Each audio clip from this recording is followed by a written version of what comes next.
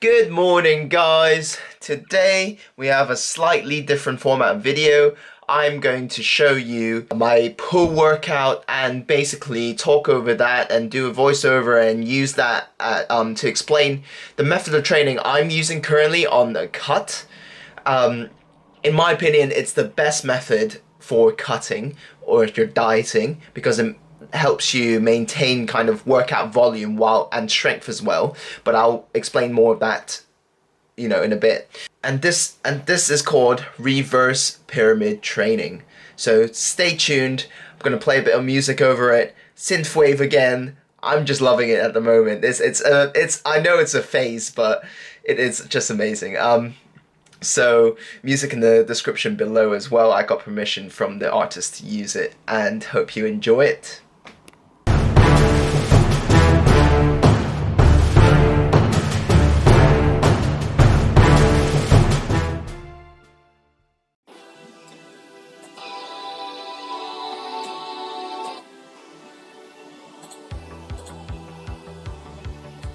Okay guys, this is my first voiceover ever.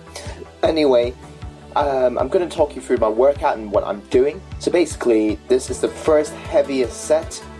I do reverse pyramid training for my compound lift, so my kind of heavy multi-joint movement lifts. So start with squats. I do squats and pull day. Today is a pull day. It's mostly back, but then I do squats anyway because I don't really want to emphasize my legs, so I just lock them in there. This is 140 kilos. I was doing 150 in the past, however, my knees were caving in, as you can see here, and I'm actively or consciously trying to work on that. My next set, as part of reverse pyramid training, is where I lower the weight but up the reps. So I think I did 7 reps here, but I'll talk more about what reverse pyramid training is later on in the rep ranges and things. But basically, I lowered the weight but up the reps. This was 140, no sorry, the other one was 140, this was 130, so down by 10 kilos, but up by a couple reps, so now 7 reps. Knees better, but still sort of caving in. I'm trying to work on that. But yeah, so reverse pyramid training is basically where you do your first heaviest weights, heaviest compound lift exercise first, and then you lower the weight and you increase the reps, so you get into the hypertrophy rep range. So therefore you're doing the strength, the hypertrophy, and all that jazz. You're getting it all. So that's the premise of it, and I think it's the best way to cut, because it's the best way to maintain strength. You lower your volume a bit, so it's not ideal on a bulk because you've got less volume essentially. You're doing less reps and sets overall. But on the cut, it allows you to maintain strength.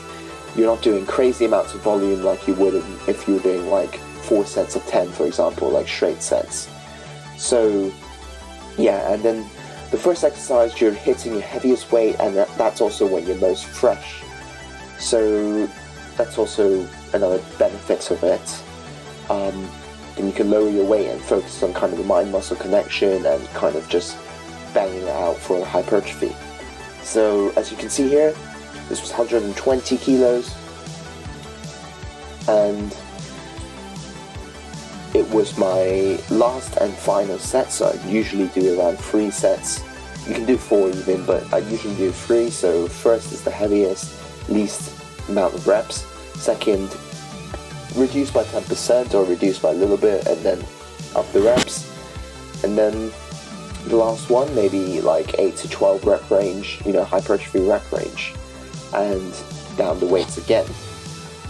So here, as you can see, I'd like to put the dumbbell between my legs, got that thigh power going, because I just hate having to bring so much stuff to the gym. That's why I got rid of my weightlifting belt as well. Well, I still have it, I just don't bring it. And my squat shoes. So yeah, as you can see, I just like using dumbbells between my legs instead of a weighted belt, because it's just so much easier. So here you've got barbell rows as well. So this is my heaviest set. Then I'll down it, up the reps, so on. So this is my first isolation lift. It's just seated dumbbell curls. So for all my isolations, as I said, I just do straight sets. So it's just, for example, 4 sets of 10 reps or whatever I can get. I have a little rep range, so if I can get all 12 reps, for example, on the first, so let's say it's 8 to 12 reps. Excuse the sweat, it's disgusting, but there you go. 8 to 12, so if I hit 12 for my first set, then I can up it on my second set, for example. And in case you're wondering, yes, that guy has no arms. Well, he has no left arm. Really commendable, like, honestly. Great that he's going to the gym. It's great. So these are just machine rows. Now I'm gonna shut up, let you enjoy the rest of it, and see you in a bit.